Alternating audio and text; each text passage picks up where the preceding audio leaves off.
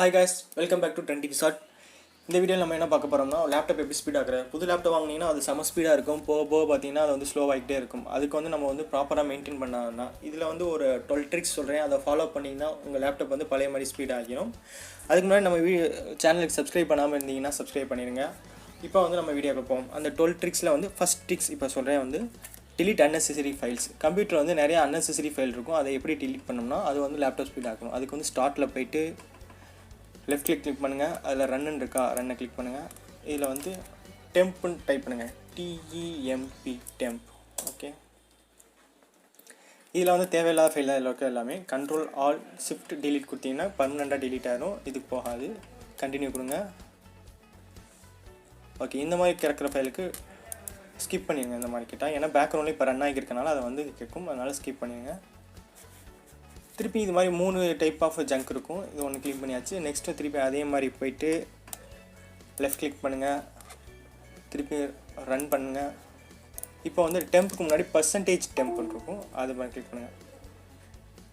Percentage temp, திருப்பி இன்னொரு percentage. Okay பண்ணிங்கன்னா இது ஓப்பன் ஆகும். இதில் உள்ள கால் லாக்லாம் பண்ணுங்கள். இது நான் இப்போ தான் க்ளீன் பண்ணேன், அதனால் எதுவும் இல்லை. அதனால் அதே மாதிரி இது இருந்துச்சுன்னா இதையும் க்ளீன் பண்ணிடுங்க. திருப்பியும் இந்த விண்டோஸ் ரனுக்கு ஒரு வாட்டையும் இப்படி போனால இதுக்கு ஒரு ஷார்ட் இருக்குது. Windows+R அப்படின்னா தானாக ஓப்பன் ஆயிரும் விண்டோஸ் ரன். செகண்ட் இது தேர்டாக வந்து இதில் வந்தீங்கன்னா ப்ரிஃபெட்ச், PREFETCH ப்ரிஃபெட்ச் அப்படிங்க.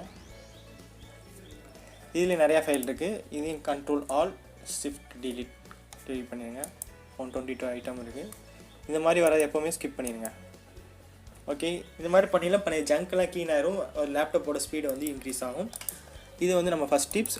செகண்ட் டிப்ஸ் பண்ணோம்னா நம்ம வந்து ஹார்ட் டிரைவை வந்து ஆப்டிமைஸ் பண்ணுறது. அதுக்கும் இப்போ வந்து அதே மாதிரி விண்டோஸில் போங்க. அதே மாதிரி லெஃப்ட் கிளிக், இதில் வந்து செட்டிங்ஸ் இருக்கா, அந்த செட்டிங்ஸை கிளிக் பண்ணிங்க. செட்டிங்ஸில் போன அப்புறம் அந்த டிஸ்பிளே, அதாவது இந்த சிஸ்டம் இருக்கலாம், ஃபஸ்ட்டு அதை கிளிக் பண்ணிக்கோங்க. இதில் வந்து நமக்கு என்ன பண்ணோம்னா ஸ்டோரேஜ் இருக்கலாம், அதுக்குள்ளே போங்க. இன்னும் கீழே வந்தீங்கன்னா ஆப்டிமைஸ் ட்ரைவ்ஸ் இருக்கா, இதுதான் அது. டீஃப்ராக்மெண்டேஷன் அண்ட் ஆப்டிமைசேஷன் சொல்லுவாங்க. இதில் என்ன பண்ணி வைக்கணும்னா இந்த இருக்குது. இதில் வந்து ரெண்டு டிஸ்க் இருக்கனால 2 டிஸ்க்கையும் தனித்தனியாக கிளிக் ஆப்டிமைஸ் பண்ணணும். ஃபஸ்ட்டு இதை வந்து ஆப்டிமைஸ் பண்ணுவாங்க. நமக்கு அனலிஸ்ட் ஆகிட்டு திருப்பி வந்து ஆப்டிமைஸ் ஆகும். இது என்ன பண்ணோம்னா நம்மகிட்ட உள்ள டேட்டா எல்லாத்தையும் வந்து அரேஞ்ச் பண்ணி வச்சுக்கிறோம். அது கரெக்டாக அரேஞ்ச் பண்ணி வச்சுக்கிறனால நம்ம வந்து எப்போ டேட்டா ஏதாச்சும் கேட்டோம்னா ரொம்ப நேரம் தேடி ரொம்ப ஸ்லோவாகாமல் டக்குன்னு வந்து எடுத்து கொடுக்க அரேஞ்ச் பண்ணி வச்சுக்கிறோம். இது வந்து நடக்கிறதுக்கு வந்து ரொம்ப நேரம் ஆகும் டீஃப்ராக்மெண்டேஷன்ஸ். அதனால் இதை பண்ணுறதுக்கு முன்னாடி ஏதாச்சும் படம் பார்க்க முடியல, இல்லை ரொம்ப நேரம் யூஸ் பண்ண போகிறீங்கன்னா அப்போ டீஃப்ராக்மெண்டேஷன் போட்டிங்கன்னா உங்களுக்கு கரெக்டாக இருக்கும். இதை வந்து மந்த்லி ஒன்ஸ் பண்ணால் போதும், உங்களுக்கு வந்து லேப்டாப் ஸ்பீடாக இருக்கும். இது இப்போ மினிமைஸில் போட்டுவோம். தேர்டு டிப்பு பார்த்தீங்கன்னா இது பவர் செட்டிங்ஸில் உள்ளது. இதுலேயே தான் அப்படி ஸ்டோரேஜுக்கு மேலே இந்த பவர் அண்ட் ஸ்லீப் இருக்கும், அதை கிளிக் பண்ணுங்க. இதில் வந்து அட்வான்ஸ் பவர் செட்டிங்ஸ் போங்க. போயிட்டோம்னா ஹை பர்ஃபார்மன்ஸ் இருக்குங்களா, இதுதான். இது பண்ணிங்கன்னா உங்களோட சிஸ்டம் வந்து ஹை பர்ஃபார்மன்ஸ் ஆகும். இதில் இன்னும் நம்ம பர்ஃபார்மன்ஸ் இருக்கோம்னா ஹை சேஞ்ச் பிளான் செட்டிங்ஸ் இருக்குல்ல, அதில் போங்க. திருப்பி சேஞ்ச் அட்வான்ஸ் பவர் செட்டிங்ஸ், அதை கிளிக் பண்ணுங்கள். இதாக இருக்குது. ஹார்ட் டிஸ்கில் வந்து பேட்ரி வந்து மேக்ஸிமம் வந்து 20 மினிட்ஸ் இருக்கா, இதை வந்து 0க்கு மாற்றிக்கோங்க.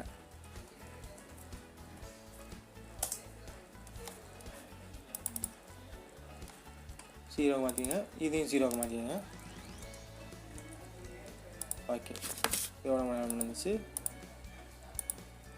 நெக்ஸ்ட்டு இன்னும் பார்த்தீங்கன்னா கீழே வந்தீங்கன்னா ப்ராசஸர் பவர் மேனேஜ்மெண்ட் இருக்கலாம், அதை கிளிக் பண்ணுங்கள். மினிமம் ப்ராசஸ் ஸ்டேட் இருக்கலாம், அதை கிளிக் பண்ணுங்கள். இதில் வந்து பேட்டரியில் 5% இருக்கிறத 100% மாற்றிக்கோங்க. 100 அதை வந்து 0க்கு மாற்றணும், இதை வந்து 100 மாற்றணும். இன்னொன்று 100ல் இருக்குது. ஓகே, அப்ளை பண்ணிக்கோங்க. ஓகே கொடுங்க. இப்போ வந்து உங்களோட பவர் வந்து இருக்கும். இதில் ஒரு டிஸ்அட்வான்டேஜ் என்ன பார்த்தீங்கன்னா ஹை பர்ஃபார்மன்ஸில் வந்து பேட்டரி வந்து ரொம்ப சீக்கிரமாக ட்ரெயின் ஆகும். அதனால் ஒரு டெஸ்க்டாப் வச்சுருக்காலும் கவலையில், அது பவர் ப்ளக்கில் தான் இருக்கும், அதனால் போயிட்டே இருக்கலாம். இந்த மாதிரி லேப்டாப் யூஸ் பண்ணுறாங்க, வெளியில் சார்ஜ் போட முடியாத நேரத்தில் இருக்கீங்கன்னா இந்த ஹை பர்ஃபார்மன்ஸை ஆஃப் பண்ணி வச்சுக்கோங்க. இல்லை உங்களுக்கு ரொம்ப சேவ் பண்ணணும்னா இந்த க்ரியேட் பவர் பிளான் இருக்கலாம், அதை கிளிக் பண்ணுங்கள். அதை கிளிக் பண்ணிங்கன்னா நிறையா இருக்கும். பவர் சேவர்னால் ரொம்ப சேவ் ஆகும். உங்களுக்கு ரொம்ப முக்கியமாக படுது பவர் சேவில் இருக்குன்னா அந்த மாதிரி ஆப்ஷனை கிளிக் பண்ணி க்ரியேட் பண்ணி வச்சுக்கோங்க. ஓகே, நம்மளோட இதோட 3 டிப்ஸ் முடிஞ்சிச்சு. 4 டிப்ஸ் என்னன்னா டிசேபிள் ஸ்டார்ட் அப் ஆப்ஸ். அதாவது லேப்டாப் ஆன் பண்ணோன்னே தான் முதல்ல நமக்கு ரொம்ப ஸ்லோவாக இருக்கும். அந்த மாதிரி இருக்க வந்து எப்படின்னா ஆன் பண்ணையில் பார்த்தீங்கன்னா நிறையா லேப்டாப் வந்து பேக்ரவுண்டில் வந்து ஸ்டார்ட் ஆகிக்கிட்டே இருக்கும் நமக்கு யூஸ் பண்ணாத ஆப்லாம். அதை எப்படி ஸ்டார்ட் பண்ணுறேன் இப்போ சொன்னேன். இதுக்கு வந்து டாஸ்க் மேனேஜர் திருப்பி அதே மாதிரி விண்டோஸ் பட்டன்ட்ட போயிட்டு ரைட் கிளிக் பண்ணுங்கள். அதில் வந்து டாஸ்க் மேனேஜர் இருக்கும், அதை கிளிக் பண்ணுங்கள். இதில் வந்து ஸ்டார்ட் அப்ஸ்ன்னு இருக்கா மேலே, அந்த ஸ்டார்ட் அப்ஸை கிளிக் பண்ணுங்கள். இதெல்லாம் வந்து நமக்கு ஸ்டார்ட் அப் ஆகுது. இதில் வந்து ஸ்டார்ட் அப் இம்பேக்ட் பாருங்கள், ஹை, மீடியம், நாட் மெசர்ட் அப்படின்ட்டுருக்கா. நம்ம வந்து ஹையாக இருக்க கண்டிப்பாக நீங்கள் பண்ணிக்கோங்க. இல்லை யூஸ் பண்ணுறீங்கன்னா விட்டுங்க. இந்த மாதிரி அடோப் ஜிசிலாம் நான் யூஸ் பண்ணவே மாட்டேன், அதனால் டிசேபிள், மீடியம் இம்பேக்ட்லாம் டிசேபிள். இது மாதிரி உங்களுக்கு தேவையில்லாத எல்லாத்தையும் வந்து டிசேபிள் பண்ணி வச்சுக்கோங்க. ஓகே, இது நான் பண்ணுறதுனால உங்களுக்கு ஸ்டார்ட் பண்ண அப்புறம் இதெல்லாம் வந்து ரன் ஆகாது, உங்களுக்கு பேக்ரவுண்ட்லேயே ரன் ஆகாது. அதனால் வந்து லேப்டாப் வந்து ஸ்பீடாக இருக்கும். 5th டிப்ஸ் என்ன பார்த்தீங்கன்னா, விசுவல் எஃபெக்ட்ஸ். அதாவது வந்து கிராஃபிக்ஸ் இருக்கும் ஒரு இதில் லேப்டாப்பில், அது வந்து ஒன்று ஆப்ரேட் ஆகிறதுக்கும் பின்னாடி பேக்ரவுண்ட் ப்ராசஸர் ஸ்பீடு இருக்கும். அதனால அந்த கிராஃபிக்ஸ்லாம் வேணாம் எங்களுக்கு, டக்குன்னு ஓப்பன் பண்ணுற மாதிரி உங்களுக்கு பண்ணோம்னா நமக்கு வந்து லேப்டாப் ஸ்பீடு வந்து பயங்கரமாக ஏறும். இதுக்கு என்ன பண்ணோம்னா, திஸ் பிசி இல்லாட்டி மை கம்ப்யூட்டருக்குள்ளே போனோம். அதுக்குள்ளே போய்ட்டு இந்த லோக்கல் டிஸ்க் திஸ் பிசி இருக்குல்ல, இந்த திஸ் பிசி கிளிக் பண்ணி ப்ராப்பர்ட்டிஸ் போங்க. இது வந்து சிஸ்டத்தோட ஜென்ரல், இது என்ன ஓஎஸ் போட்டிருக்கோம், விண்டோஸ் 10, எவ்வளோ ரேம் இருக்குது, எவ்வளோ இன்டர்னல் போட்டிருக்கோம், என்ன பிட்டு ஆப்ரேட்டிங் சிஸ்டம் எல்லாமே காமிக்கும். இதில் வந்து அட்வான்ஸ் சிஸ்டம் செட்டிங் அதை கிளிக் பண்ணுங்கள். இதிலே இருக்கும் விசுவல் எஃபெக்ட், ப்ராசஸர், ஷெட்யூலிங்லாம், அதை போய் செட்டிங்ஸ் கிளிக் பண்ணுங்கள். இதிலே காமிக்கும். பெஸ்ட்டு அப்பியரன்ஸ் பண்ணிங்கன்னா எல்லாமே செலக்ட் ஆகிருக்கும். இல்லை எங்களுக்கு பெஸ்ட்டு பர்ஃபார்மன்ஸ் தான் வேணும்னா இதை கிளிக் பண்ணிங்க. பெஸ்ட்டு பர்ஃபார்மன்ஸ்னால் அதெல்லாம் டீசெலக்ட் ஆகிடும் எல்லாமே. இல்லை எனக்கு சில இது 2-3 வேணும்னா இதை வச்சுக்கிட்டு இந்த enable, so translate, select, rectangle அது மாதிரி வேணும்னா அதை மட்டும் செலக்ட் பண்ணிக்கங்க. இல்லாட்டி பெஸ்ட்டு பர்ஃபார்மன்ஸ் வேணால் ஓகேங்க அப்ளை பண்ணிக்கோங்க. ஓகே கொடுங்க. பண்ணோடனே நமக்கு சேஞ்சஸ் நல்லா தெரியும். டக்குன்னு எல்லாமே வந்து க்ளோஸ் ஆகும், எதுவுமே ஸ்லோ ஆகாது. இது வந்து நம்ம வந்து விசுவல் எஃபெக்ட் குறைக்கிறதுனால பயங்கரமாக குறைஞ்சிரும். இவங்க கேம் விளாட்றவங்க வந்து இதை குறைக்க வேணாம், ஏன்னா உங்களுக்கு அதில் உள்ள கிராஃபிக்ஸ் எல்லாம் குறைஞ்சிரும். அது உங்களுக்கு கேம் விளாட்றவங்களுக்கு அது வந்து நல்லா செட் ஆகாது. அதனால் கேம் விளாட்றீங்கன்னா இந்த எஃபெக்டை வந்து நீங்கள் குறைக்க வேணாம். நம்மளோட 6th டிப்ஸ் என்ன பண்ணால், எம்எஸ் கான்ஃபிகரேஷன். இதுக்கும் அதே மாதிரி விண்டோஸில் போயிட்டு ரைட் கிளிக், அதே ரன்னுக்குள்ளே போங்க. இதில் வந்து எம்எஸ் கான்ஃபிகரேஷன், அதாவது மைக்ரோசாஃப்ட் கான்ஃபிகரேஷன், MSCONFIG. ஓகே, இந்த எம்எஸ் கான்ஃபிகரேஷன் என்னென்னா இதுவும் பேக்ரவுண்ட் ஆப்ஸ் தான்.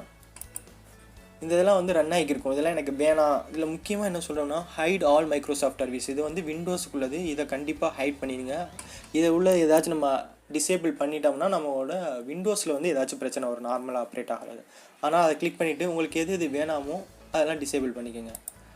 இந்த அடோப் அதெல்லாம் பண்ணிக்கோங்க. இதை பற்றி கவலைப்படாதீங்க, இதை டிசேபிள் பண்ணி வச்சுக்கோங்க. உங்களுக்கு வேணும்னு இங்கே கிளிக் பண்ணி ஓப்பன் பண்ணிங்கன்னா தேர்னாக அதுவே எனேபிள் ஆகிக்கணும். அதனால் எந்த கவலையும் இல்லை, டிசேபிள் பண்ணி வச்சுக்கலாம் தாராளமாக. ஓகே, அடுத்த டிப் நமக்கு என்ன பார்த்தீங்கன்னா, அன்இன்ஸ்டால் ஆப்ஸ். அன்இன்ஸ்டால்னால் நமக்கு தேவையில்லாத ஆப்ஸ்லாம் வந்து நம்மளே தானாக அன்இன்ஸ்டால் பண்ணிக்குவோம். இதுக்கு எப்படி போய் பண்ணுறேன்னு பார்க்குறோம். இதுக்கும் அதே மாதிரி விண்டோஸில் போயிட்டு ரைட் கிளிக், செட்டிங்ஸ் போங்க. அன்இன்ஸ்டால் ஆப்ஸுக்கு வந்து ஆப்ஸ்ன்னு இருக்கா, இதுக்குள்ளே போய்க்கோங்க. ஆப்ஸ் அண்ட் ஃபீச்சர்ஸ்க்குள்ளே பார்த்தீங்கன்னா நம்ம இன்ஸ்டால் பண்ணிக்க எல்லா ஆப்பும் காமிக்கும், சிஸ்டம் ஆப்பும் காமிக்கும், எல்லா ஆப்புமே காமிக்கும். இதில் என்ன சொல்கிறேன்னா, தேவையில்லாத ஆப் அன்இன்ஸ்டால் ஒரு பக்கம், அதோட அப்டேட் பண்ணியிருப்போம் சில ஆப்பை வந்து, அதெல்லாம் அப்டேட் ஆகும். பழைய வருஷனும் அப்படியே இருக்கும். அந்த பழைய வருஷன்லாம் நமக்கு தேவையில்லை, அதெல்லாம் வந்து அன்இன்ஸ்டால் பண்ணோம்னா நம்ம இது வந்து கூட வரும். இதில் பார்த்தீங்கன்னா மைக்ரோசாஃப்ட் விசுவல் 2005, 2008 எல்லாம் இருக்கும். நான் பார்த்தீங்கன்னா 2017 வரையும் வச்சுருக்கேன். அதனால் பழைய வருஷன் எனக்கு வேணாம், அதெல்லாம் வந்து அன்இன்ஸ்டால் தாராளமாக பண்ணிக்கலாம். இது மாதிரி பண்ணுறதுனால உங்களுக்கு கூட சிஸ்டமோட ப்ராசஸரை வந்து ஸ்பீடாகும். அது பண்ணிங்கன்னா உங்களுக்கு வந்து ஸ்பீடாகும். தேவையில்லாத வந்து அன்இன்ஸ்டால் பண்ணிக்கோங்க. இல்லை இதுக்கு மேலே எனக்கு ஆப்பும் சில இது வேணாம்னா அதையும் அன்இன்ஸ்டால் பண்ணிக்கோங்க, ஒன்றும் பிரச்சனை இல்லை. அதை நீங்கள் அடிக்கடி இதை செக் பண்ணி வச்சுக்கோங்க.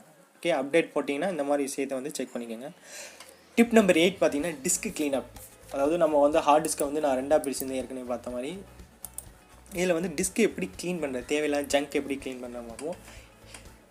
இதுக்கு என்ன பண்ணால் திருப்பியும் இதுக்குள்ளே திஸ் பிசிக்குள்ளே போங்க,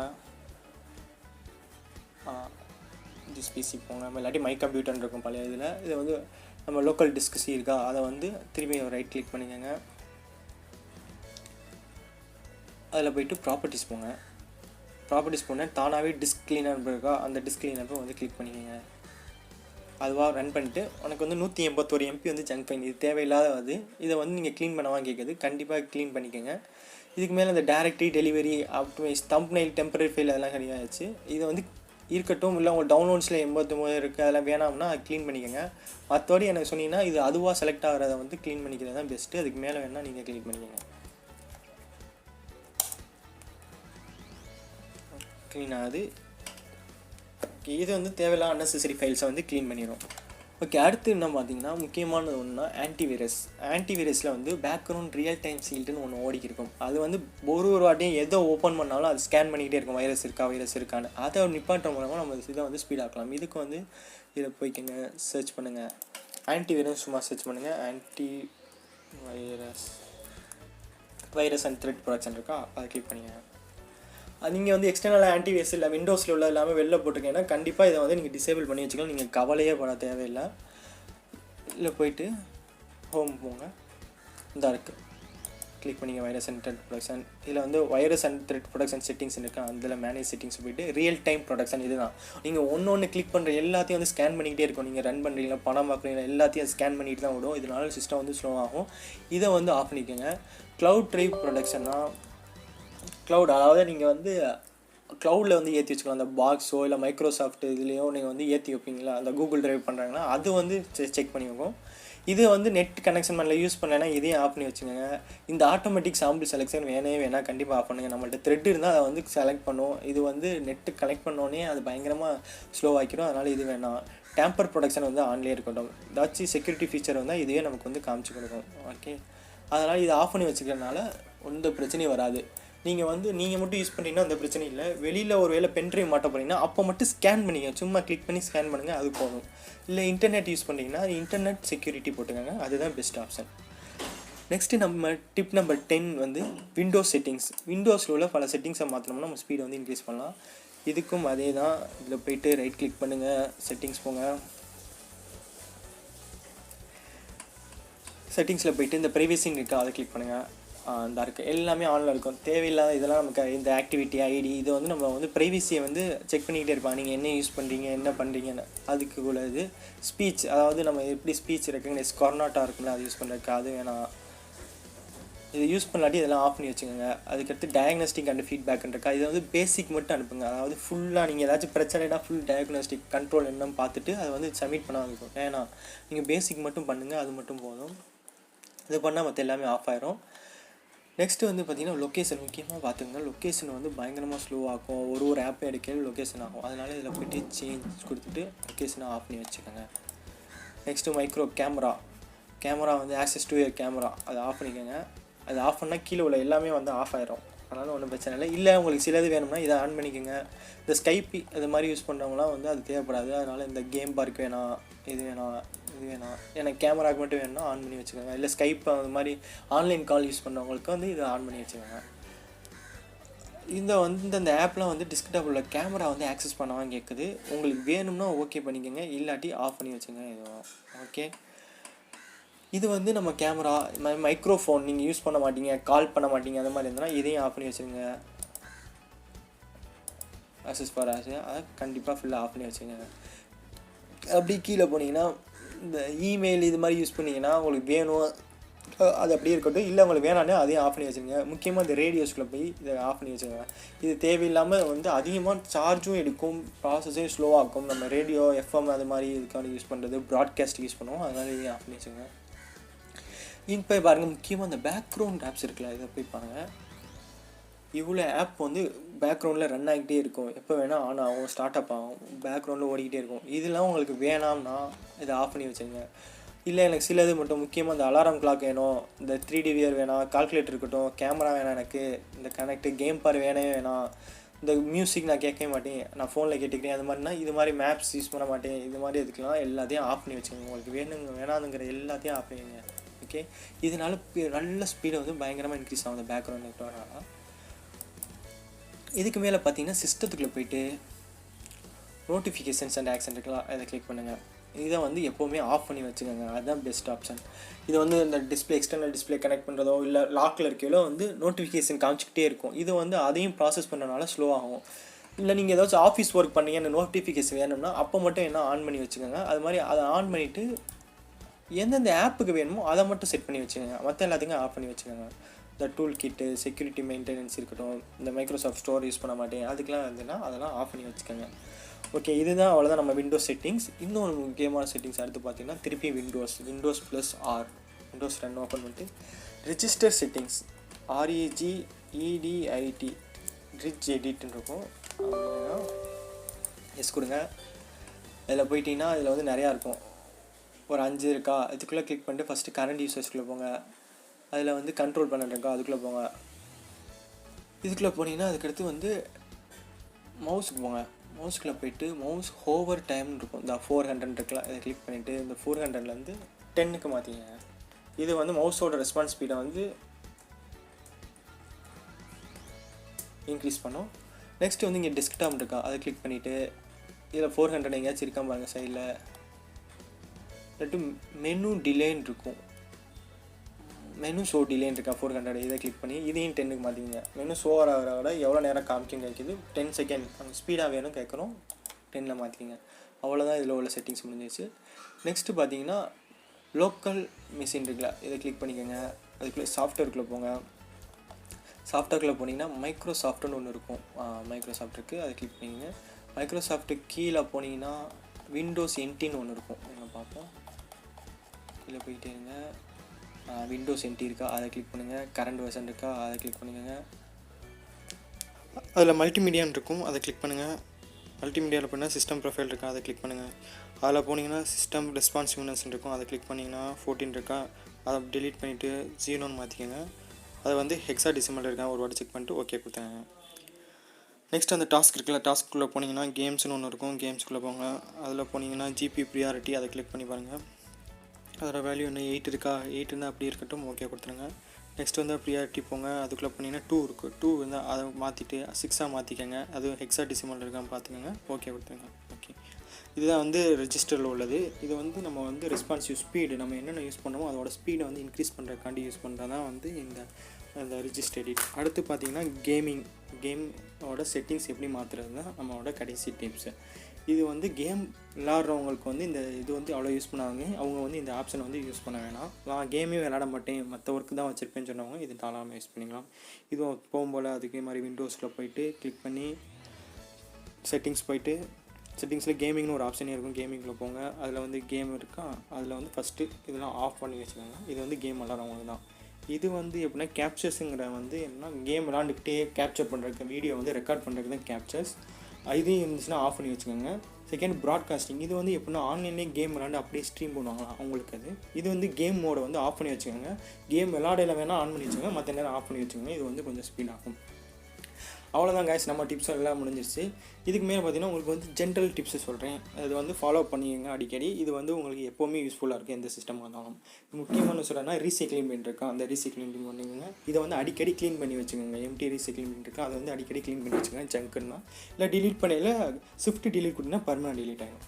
இன்னொன்று பார்த்தீங்கன்னா அந்த டிஸ்பிசியில் போய்ட்டிங்கன்னா நம்மளோட லோக்கல் டிஸ்க் காமிக்கும்ல, அந்த லோக்கல் டிஸ்க் சி, அதாவது நீங்கள் ஓஎஸ் எதில் போட்டிருக்கீங்களோ அந்த டிஸ்க்கை எப்போவுமே ஃப்ரீயாக வச்சுக்கோங்க.